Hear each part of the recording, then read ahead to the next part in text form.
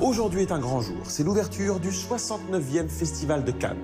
Des dizaines de films en compétition, autant de découvertes, de coups de cœur et peut-être quelques désillusions. Je déclare donc ouvert notre 15e pitch cinéma.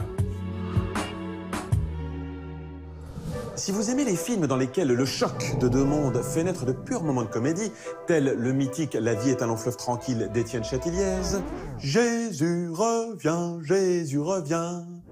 et que vous avez un faible pour les intrigues policières traitées de manière complètement loufoque, comme dans Mon petit doigt m'a dit de Pascal Thomas, alors Maloute, 9e film de Bruno Dumont en compétition officielle au Festival de Cannes, est pour vous.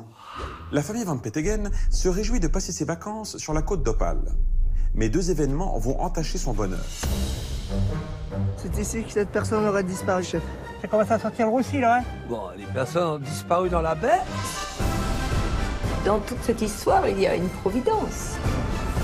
Ceux qui sont sauvés et les autres. Pour ce prochain film, si vous n'êtes pas fan des préquels, vous savez comme dans Star Wars, ces films qui font suite à un autre, mais dont les événements sont antérieurs à l'histoire du premier. Vous me suivez? Mais que vous êtes sensible au cinéma d'animation, surtout quand il flirte avec les frontières du réel, comme Le voyage de Chihiro de Miyazaki, alors vous apprécierez certainement Anna et Alice mènent l'enquête du japonais Shinju Iwai, nominé 3 fois au Festival du film d'animation d'Annecy. Je suis au courant de rien, je te dis. Et s'il avait effectivement été assassiné, est-ce que tu crois que tu pourrais dormir chez un mort? Judas est-il mort ou a-t-il tout simplement déménagé? Anna et Alice, deux collégiennes, vont tenter de répondre à cette question qui fait planer le mystère sur toute l'école.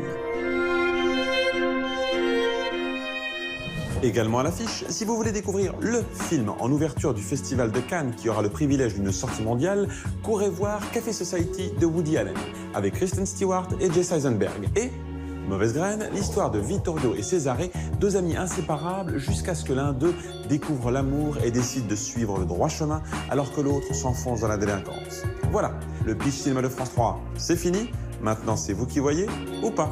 Et on se retrouve la semaine prochaine pour un spécial Cannes très spécial. Si vous aimez le cinéma, que vous souhaitez connaître les prochaines sorties et vous faire une opinion pour aller voir les films, ou pas, alors abonnez-vous, c'est gratuit à la chaîne YouTube du Pitch Cinéma de France 3.